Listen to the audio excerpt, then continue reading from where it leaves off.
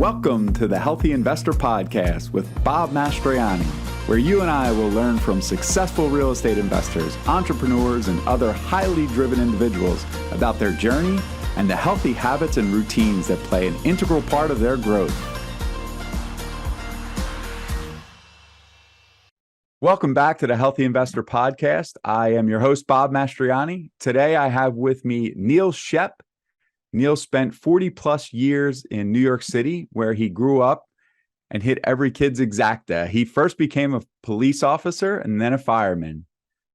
Through his 24 years of working the streets in New York City, he came face to face with fear and found numerous ways of harnessing its power and using that power to take action instead of becoming frozen by it. Now, Neil is on a conquest to help people use the energy created by fear to push through the fear and achieve the life they deserve. In his free time, Neil enjoys spending time outdoors, mountain biking, fishing, and hiking with his wife and 2 children. Neil Schoepp, how are you? Thanks for coming on. Bob, it's great to be here. We're going to have a great conversation tonight. Bring a lot of energy and a lot of exciting strategies, techniques, call them what you may. Great. We're going to add a lot of value to your listeners. I love it. I love it. So Neil, you and I originally met by participating in Toastmasters together. And I know firsthand that you're always bringing the energy and you're always bringing a lot of positive vibes. So I want to talk a bit about, I know you invested in some real estate opportunities, and I want to just kind of jump right into it because before we began, you and I spoke a bit about a duplex that you own, and you started to tell me a really interesting story, and I got very excited about it. I said, wait a second, let's start the podcast because this belongs on here. So tell me about your duplex. Tell me the story.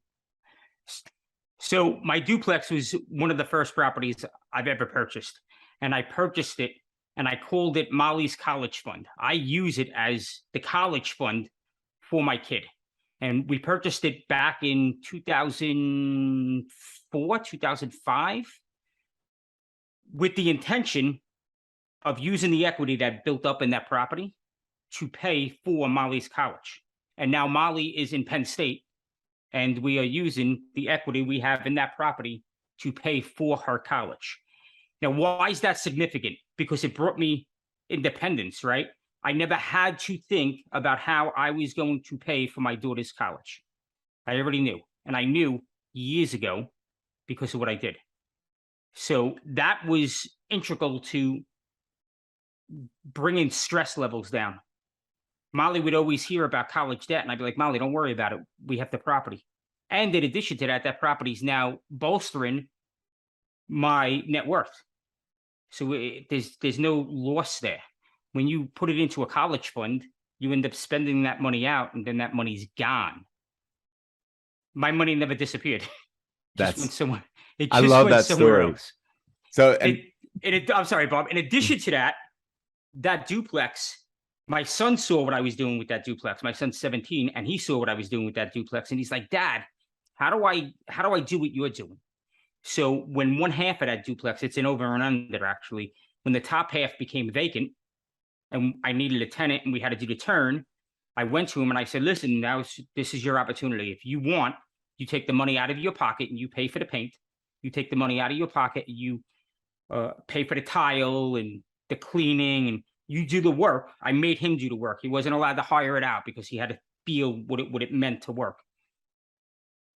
He now collects cash flow off of that unit. He runs that unit and he collects cash flow off of that unit. And now he's seeing, oh, you know what? Real estate really does work. If I buy an asset, then I have cash to go and buy my toys with. And that's what he's doing now. Now he has a car, he has insurance, he has fuel. He now uses part of that cash flow to pay off part of his toys. So he's starting early, and it's that exposure that I'm really excited about. wow. I love both of those stories. So I want to go first into Molly's college fund because, my wife, Shannon, and I have a property that we purchased when our daughter, Julia, was about 5 months old. And we still have it today. It's 2 units. And we have said from the very beginning, this is Julia's college fund. So I love that we were sort of on a similar path here. And when you look back now, you're proof of concept for me, because for me, that was 11 years ago. For you, that was, that's really happening right now, right? It is paying for Molly's college fund, right? Yeah. The beauty of it is when I first purchased the property, it was 6% interest, which was a deal, right? So everybody's crazy about 6% interest now. But when I purchased that property back in 03, 04, that property, I purchased it at 6% interest. Like, no big deal. That's what it was. Like, don't freak out, people. It'll come back. But now you do a refinance, you draw that money out, and now I'm in at 2.5%. So, so look at that spread, right? So I saved money on the interest rate, in addition to all of the appreciation that I drew out, and now I have that cash egg to pay for the college, and I don't have to worry about it. I don't have to worry about what the economy does. I don't have to worry about anything. I have that money sitting on the side, and I can deploy it how I see fit. And right now, it's just getting deployed to pay for the college. That's great. And I think oftentimes as parents, right, we look at this idea of college is coming, it's going to happen, right? Or something, there's going to be something that we want to be able to provide for our children when they become of that age. And it seems like a pretty big number, a pretty big, bear, if you will. But then to think about, okay, in 2004, you purchased this property. Can we get into the numbers a little bit? What does a duplex cost in that area in 2004? So it was a complete gut job. Okay. I purchased that property for 92 grand. Okay. Let's call it 92 grand. Somewhere close. These are ballpark numbers. Sure. I put another 50 or so into it. Okay. To do the rehab. And then when you purchased it, I would assume you had a mortgage on it. You had a mortgage on the 92, so you didn't put the full 92 down, right? No, I put 10 down. Okay. 10% would, it was about 10 grand. Okay, 10%. great. Typical financing, conventional financing, 10% down. It was technically my second home. So I put that down. I put 50-ish into it to kind of do the whole rehab. I mean, we tore out sheetrock. We went down to the studs, new plumbing, new heat, new baseboards, new wire, like the whole 9 yards. We did all of that, and then we ended up renting it out until we refinanced. I don't know how long ago we refinanced it. Maybe 2 years, 2 or 3 years. That makes sense based on the rate that you told me you had, right? 2.5. I want to say it was 2.5%, 2.5, 2.75. Like, it was really low, because I remember being like, I got to do it now. Like, Molly's not going away to college yet, but I still have to do it right now because I have to capture that rate. Yeah. And I pulled that out. I owed 45 on the original mortgage. Wow. So, yeah. That's great. And then you're able to pay for Molly's college. You still have cash flow coming in. Yes. And you still own the property. Yes. And that's the big one. The big one is it's cash flowing, right? Like I wouldn't do it unless it was cash flowing. I don't care necessarily how much it's cash flowing, because my objective was to take the equity out and use that equity for that college, right? So, and I'm not going to end up using all of that equity. Like, I took all of the equity out, but I'm not going to end up using all of that equity for the college. So I'm still going to have a nest egg there, though I'm not touching it right now, because if she needs something, if it's both the emergency fund in case something happens with her car or whatever, I'm sitting on that pile of cash. But that appreciation afforded me the ability to do that. Yeah. I lost my train of thought. I'm sorry. Yeah, and 18 years worth of appreciation. And that's Yeah, she was where, 6 months old. yeah, wow. And that's where, for something like that, and it's interesting because, I think oftentimes when we look at real estate investment opportunities, we say not to buy on appreciation, right? But it really does Okay. depend on your objective, right? If your objective is, Yeah. I want this property to be valued significantly higher 20 years from now, then, I think when we say don't buy on appreciation, we're looking at don't buy it now and assume it's going to be worth so much more next year because, Yes. right. But Yes. this, That's my definition of that phrase. Don't buy an appreciation is yeah, don't be buying in a market where you think the property is going to be worth more next year. Buy in a market where that property is going to cash flow and the appreciation is kind of the frosting on top. I'll give you the perfect example. In 2008, the housing crash, right? I never mhm, felt the housing crash. I didn't care that my property, literally my property lost 50% of its value on paper. So on paper, I was underwater. I didn't care because my property was cash flowing. right, So it didn't matter. I knew the value.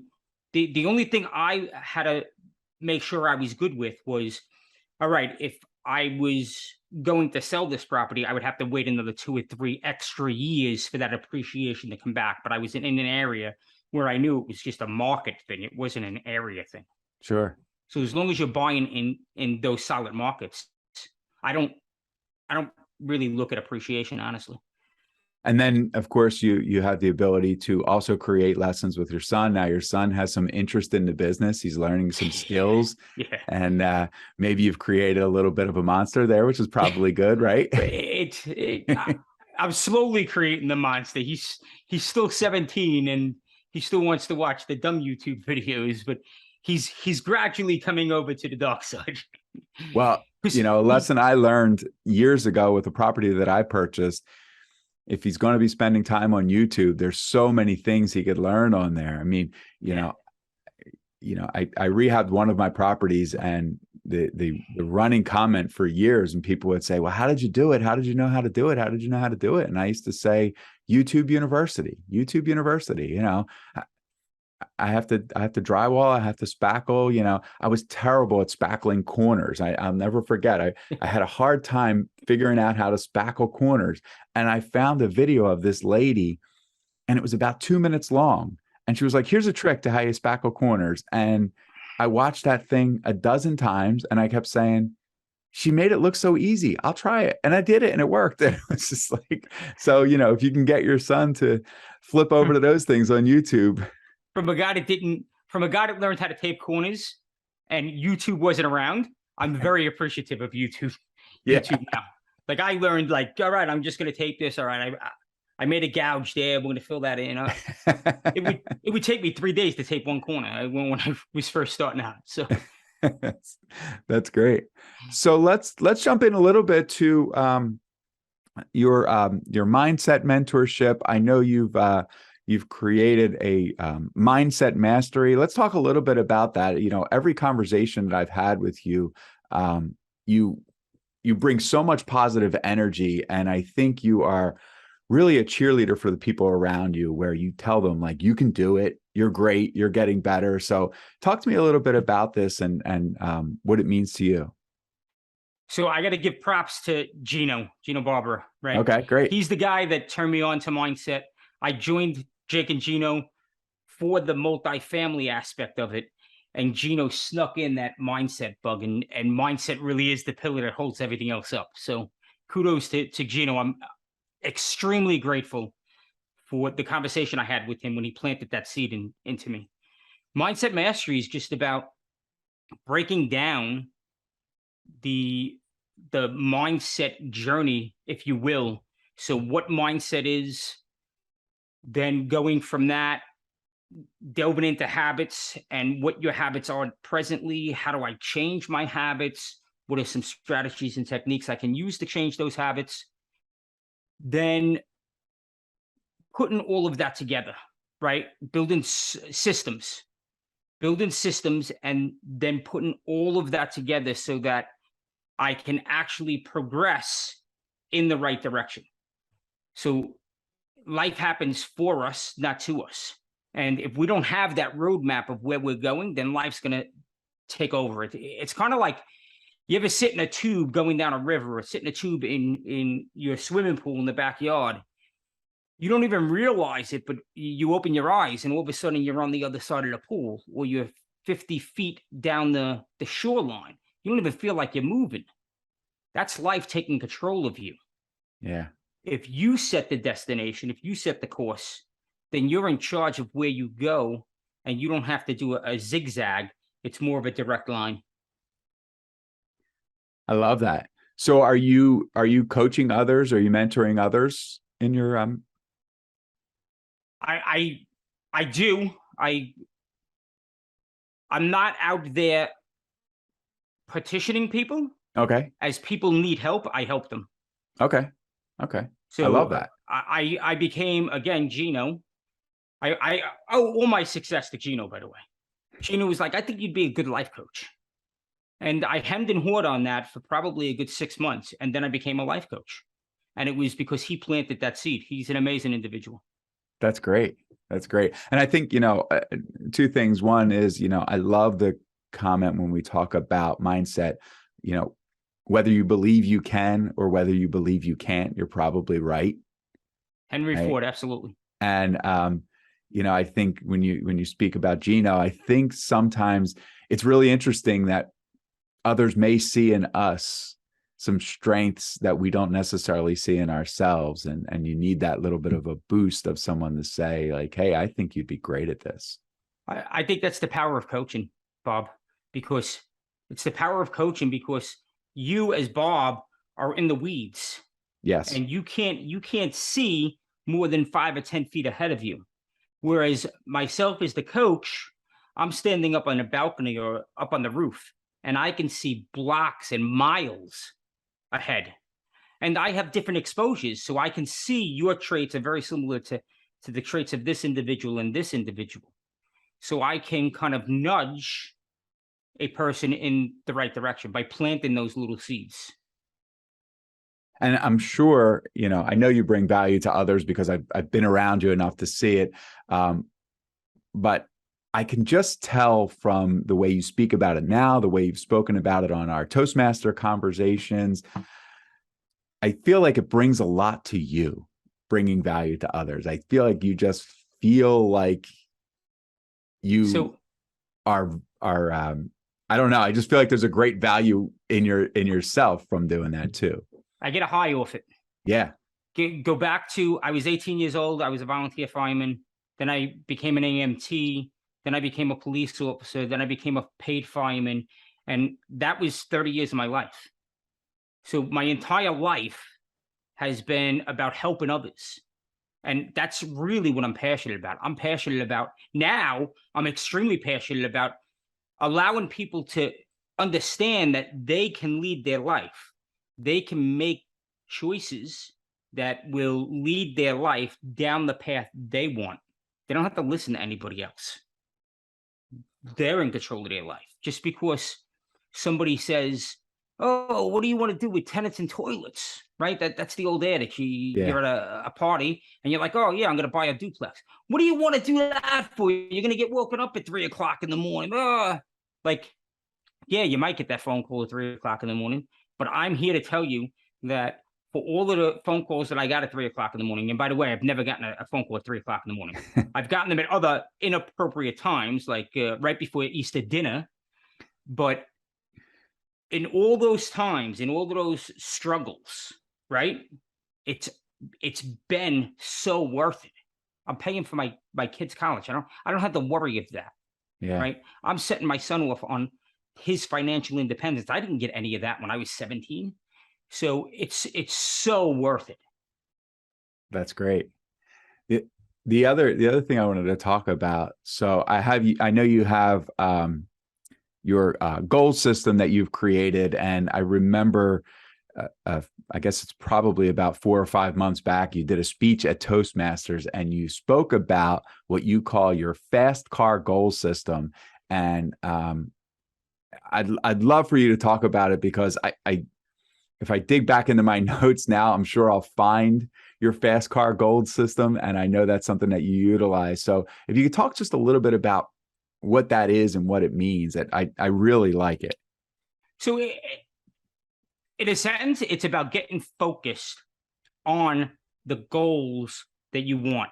And when you become focused on what you want, you then set that roadmap that's a direct line as opposed to zigzagging your way down the lazy river, right? So fast cars is focused, achievable, specific, time-driven, consistency, accountability, responsibility, and the S is scribe. So I break it down into two separate parts. Fast, which is how you actually write the goal, right? It has to be focused. So it has to be focused on something. Achievable, it has to be within your realm. So I'm a short guy. I'm 5'5". I can have the goal of dunking against Michael Jordan, and we all know that that's just not achievable. Regardless of how much I think, regardless of how many positive thoughts I have, I'm just not dunking that basketball. It's just not happening. He is getting older, you know. Because of my physical attributes. So it's got to be achievable for you. It's got to be specific. So I don't want more money, right? Because if I want more money, then the universe is going to allow me to find $5 on the sidewalk and I have more money. So get specific on exactly what it is that you're looking to do. I want to have $100,000 in my bank account by, and that's the T, time driven. So there's that deadline, because we all sit around and say we're gonna do something, we're gonna do something, we're gonna do something, and then all of a sudden that deadline comes up, and now we feel the pressure, and now we're like, oh, I got to get this done. Studying for tests when we were in school, we didn't study 3 months in advance. We knew the final was coming up, but we would study the night before, right? So putting that date on it tells your mind that this is the expectation. So becoming focused, achievable, specific, and time-driven is the fast part of that. How do I do that, though? How do I actually, like, everybody says, oh, that's like SMART goals, right? It's very similar to SMART goals. The key with what I teach is consistency, accountability, responsibility, and scribing. The scribing is physically writing it out. But consistency, I don't care what goal you have, right? You need to take tiny steps each and every day for that goal. And I don't care what the tiny step is. So let's go to, I want to find more deals. Well, how do you find more deals? You do a day on brainstorming on how to find deals, right? Then the next day, you're like, okay, I'm going to do direct to seller. Okay, so now I'm going to build my list out. I'm going to make my criteria the next day. I'm going to build my list out the following day. I'm going to weed through that list, right? So small little steps, tiny little steps. A lot of times you're not going to feel like you're doing anything to really make headway. But when you look back over 2 or 3 months, you're going to be like, wow, I didn't have any of this 3 months ago. And now look at where I am. Accountability. If you're going to do this, you find yourself an accountability partner that's going to call you out to make sure that you're actually doing what you say you're going to do. So I'm in a couple of, we call them pods, and it's just like 3 or 4 guys that come together and we tell each other what we're going to do this week. And then we physically send pictures over Facebook Messenger. And it's, listen, if the goal is to go to the gym, I went to the gym. If the goal is to, my goal recently was to go through my list of properties and to make sure that those properties haven't sold in the past year and that the proper owners are associated with the proper property so that I don't look like an idiot when I send them a direct to mail piece. Okay. Right. So I was taking pictures of my computer screen. All right. I got 20 done today. I got 10 done today. When I first started that, it was like pulling teeth. I hated doing it. It really should go off to a VA, honestly. But I would only commit to 1 a day. And that was it. And that's how I built that slow traction. So 1 a day turned into 2 or 3 a day, turned into 5 a day, turned into 7 a day. And that's how I got through the list but I was only committing. I was doing the achievable part. I was only committing to one. I can achieve one. One's Sure. easy. Yeah. Tiny little steps. So have somebody holding you accountable and taking responsibility for, I said I was going to do it. I'm going to do it. Taking responsibility for what you say you're going to do, and actually do it, and then write it out. Another part that I use to accomplish fast cars is I use the Post-it.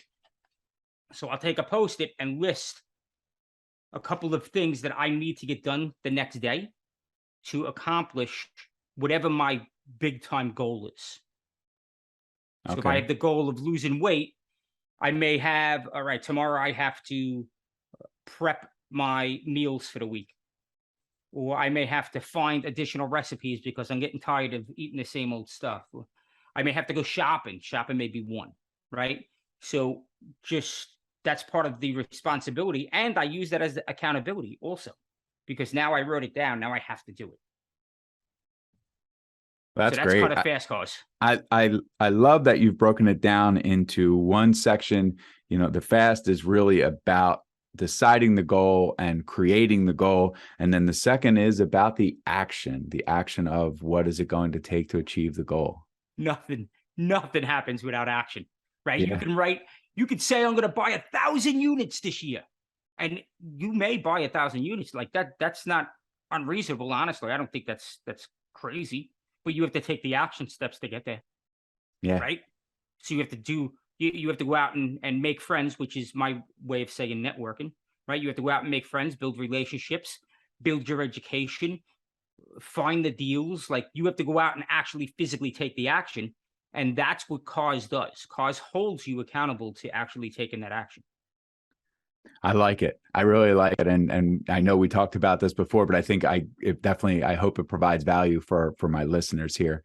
Want to transition a little bit. You know, this is the Healthy Investor Podcast. And one of the things I like to do is talk to our guests about what sort of habits, routines contribute to your success and that you follow that you feel have helped you to grow. So do you have any habits, routines that you're doing on a regular basis? The Post-it, believe it or not, the Post-it. So everybody talks about morning routines. I really don't follow a morning routine per se. I wake up and there's a thing of 5 things like I draw from, right? Like I'm either going to get my exercise or I'm going to read or I'm going to listen to a podcast or something along those lines, but I don't follow a rigid routine. Okay. The one thing I do is the night before, I will write down on a Post-it 1 to 3 things that I will absolutely accomplish the following day. And what that does is it clears my brain, right? And then when I wake up the next day, I already know what I'm doing.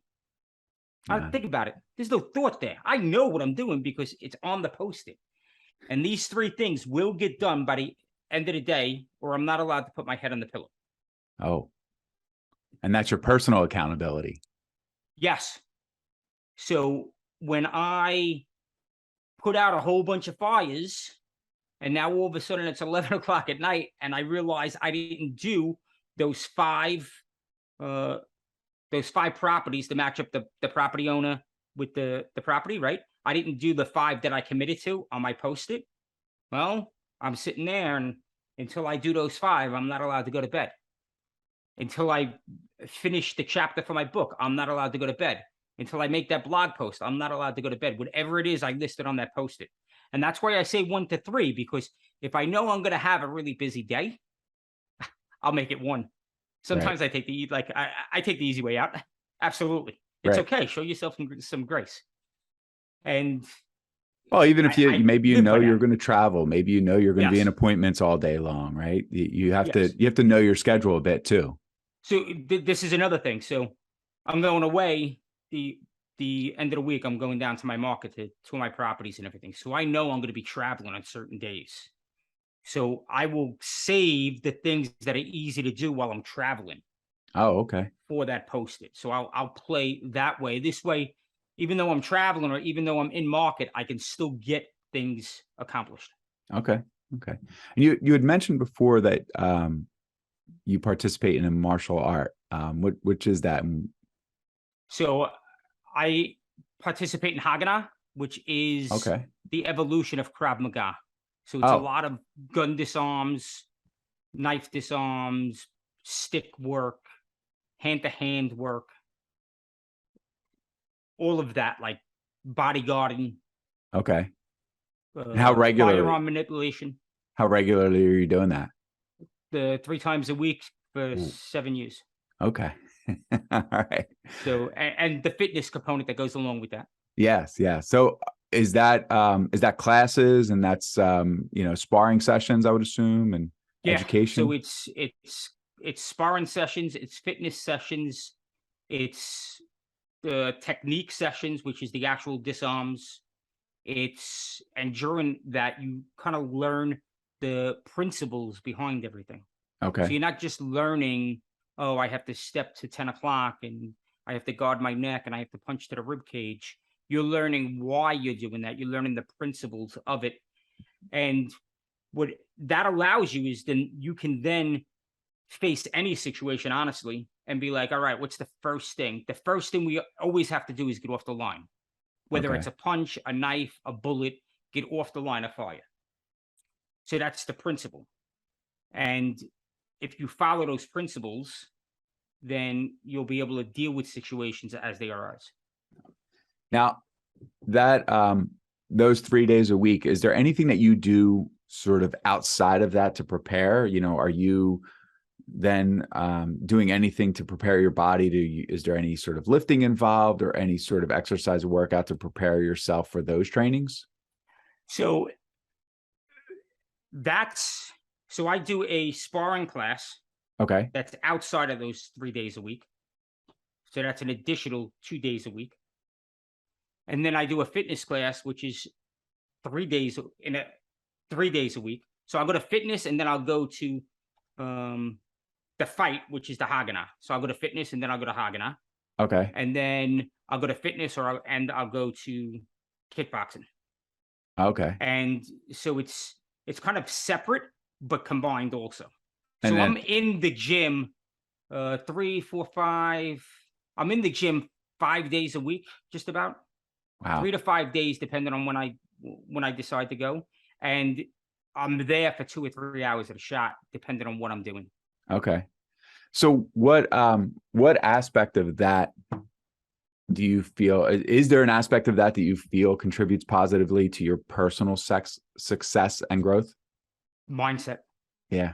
It's all mindset, because as you advance through that system, it's literally about their testing system is built around physically breaking you down, like making you exhausted, like making your body tired. And when your body becomes tired, then you start mentally breaking down.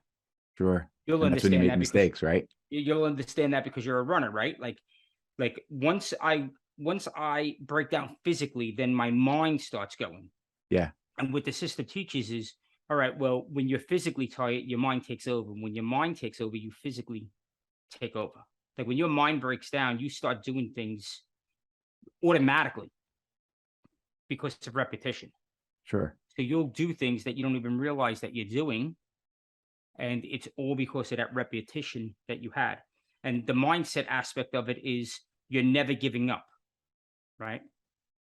I don't care how fast you move. This is something we say all the time. I don't care how fast you move. I care that you don't stop moving. Keep moving. So just Yeah. keep moving forward. And they'll set you up and make it impossible for you to keep moving forward. But you still have to keep moving forward. Like nothing stops me from getting to the pad. So it's a big mindset. It's a really strong, healthy mindset. Wow. I'm going to do some research on Haganah. I wrote it down here because I haven't heard of it. I've obviously heard of Krav Maga, which is a little bit more mainstream, a little more popular, but I'm going to check it out. It's very interesting. You're from Philly. I know there's a school down in Philly that does it. I don't think there's anything in South Jersey. There's Okay. one in Philly, and then further up, like Yeah, I'm right outside of Hackettstown. Philly. I'm probably about 20 minutes outside of Philly. So yeah.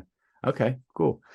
So I'd like to be mindful of your time, of course. And I want to go into the final questions that I Sure. ask every one of our guests.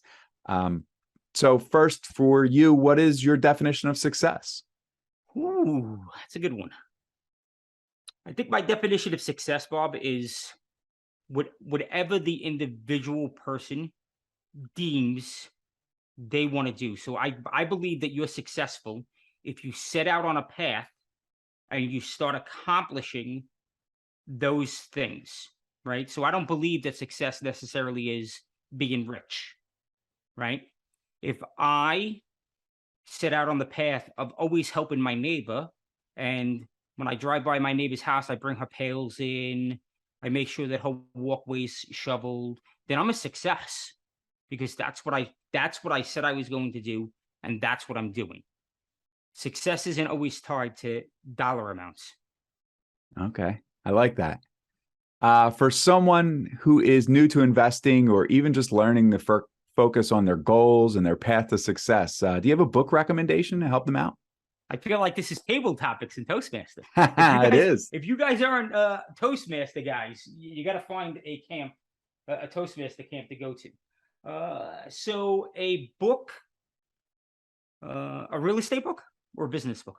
Just anything to help with focus on goals and path to success. Could be real estate, could be just focus, So could be. I'm gonna throw out. This is one of my favorite mindset books. It's Okay. called Energy. Whoops, hold on. Oh, Energy there we Leadership go. by Bruce Schneider. Can you say that again? I think I spoke over you. Energy Leadership by Bruce Schneider. Okay. Bruce, the founding member of IPEC, which is a world class coaching program, and he talks about the 7 levels of perception. So search the 7 levels of perception. The chart will come right up. Energy Leadership is a great book. It's the first book that I ever read, and that started my mindset journey. I like it. I love when I get a book recommendation that I've never heard of, because then I can add it to my list. Everybody's read that purple book already. So, well, oddly enough, we have not really had that as a recommendation yet, which is interesting. The purple book's Rich Dad Poor Dad, guys, in case you didn't know that. Yeah, I think we've mentioned it a couple of times, but no one has recommended it. So far, the most popular recommendation that we've had has been Who Not How, and I think it's just because it's really sort of sweeping, and I've interviewed a bunch of people from the Jake and Gino community. I feel like that's sort of a popular theme right now, and trying to find people to become a who, not a how. So it's a great book. It absolutely is. I think that starting out, you should start out thinking about who, not how, but I think there's other things to be thinking about before that. I agree.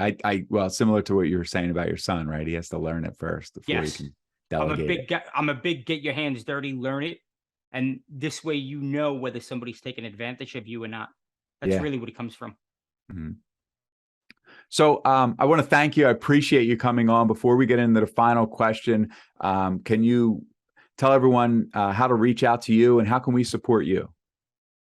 You can support me by paying it forward. So if I gave you any piece of value right here today, then go out and do something good for somebody else. Whatever it is, it doesn't even have to be in the mindset realm, right? If I did something good for you, go out and pay that forward threefold. So do something nice for 3 people, whether that's a wave, a smile, you hold the door open for somebody. It doesn't have to be something extraordinary, just a little bit of kindness in the world. That's how you can repay me. If I can add further value to you, you can reach out to me at neil@neilschoepp.com. That's my direct email, and I handle that. It's not a VA or anything. You're talking directly to me. So if I can add value to you, if I can help you in any way, then please reach out to me. Neil@neilschoepp.com. And I'm on Facebook, Neil Schoepp. I have a coaching page, Neil Schoepp, and I have a YouTube channel, Neil Schoepp. So interact there. But the real thing is go out there and pay it forward to 3 people. I love that. So final question, if you can think back to a young Neil, maybe around age, 10 to 12 years old, sort of knowing what you've learned so far on your journey, what are 3 pieces of advice that you would give to a young Neil, or really any preteen age child, to help guide towards success? The first piece, it's not about what you make, it's about what you save. That's a huge wealth piece. So study taxes and learn how not to pay taxes Okay. in a legal way. Legally, learn sure. the techniques and the strategies. Yes. That's one. Two, learn a niche. So I don't care what it is. If you're basket weaving, I don't care what you choose to do, but learn a niche first. Like go deep on something. Don't be a jack of all trades. The money is really in doing niche work. Number three, the top three, relationships. This is big for me, guys. Big.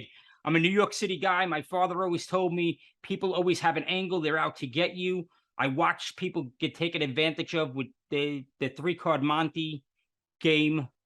And when I became a police officer, everything my father said to me was true because I was actually interacting with the people that were now getting scammed. So I was a big anti-relationship guy. I didn't trust anybody. Find yourself a good group of people and start building relationships with those like-minded people and just soak that up. The second I did that, my life absolutely changed 100-fold. So building good, strong relationships. Don't worry about making money. Don't worry about they didn't do something for me. Just build the relationships and everything else will come together. I'm glad that you touched on that because, I sort of let it go, but I wanted to make sure we touched back on the fact that I love that you said, when you were speaking of networking, you said meeting new friends. Yes. You referred to networking as meeting new friends. And the more I do this, the more I'm in this industry, and even now doing this podcast and meeting people on social media, Toastmasters, all of that. That's really, people say networking, and I think you hear of networking, and I think people sort of tighten up like, oh, I can't do networking. I can't do networking. And I'm like, I'm not doing networking. I'm just hanging out with people that I like. We're helping each other. We're learning from each other, and we're doing it on a schedule sometimes so that we make sure that we hold each other accountable to when we do it. Yeah. Right. Can I throw one more piece out Absolutely. there? So I just did a presentation for a real estate event here locally in Pennsylvania, and I offered them 3 icebreakers. And the icebreakers were, so what do you think about that mindset guy? Do you really think we can change our thoughts? Because I gave a speech on changing our thought pattern. How do you know Michael and Lindsay, which were the 2 hosts to the event?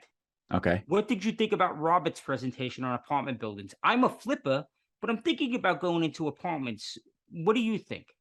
And those are 3 easy ways of just walking up to somebody at a real estate event or at any event and just ice breaking, right? Like, what did you think of that presentation? What resonated with you?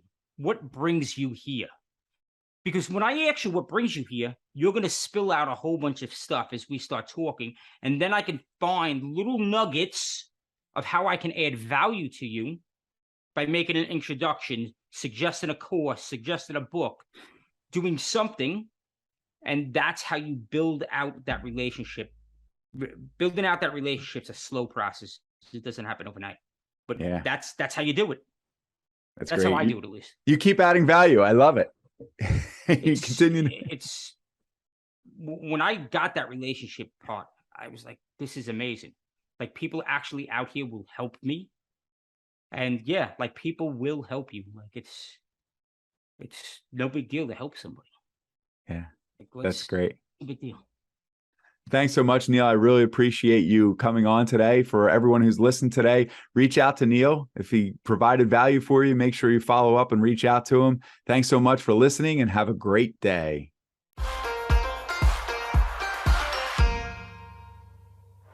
Thanks so much for joining me on the Healthy Investor Podcast. Check out the show notes for more information about connecting with our guest. If you enjoyed what you heard today, please head on over to iTunes and leave a positive rating and review. It would mean the world to me. I'm grateful for your support, and I wish you an abundance of success on your journey to healthy investments and a healthy life.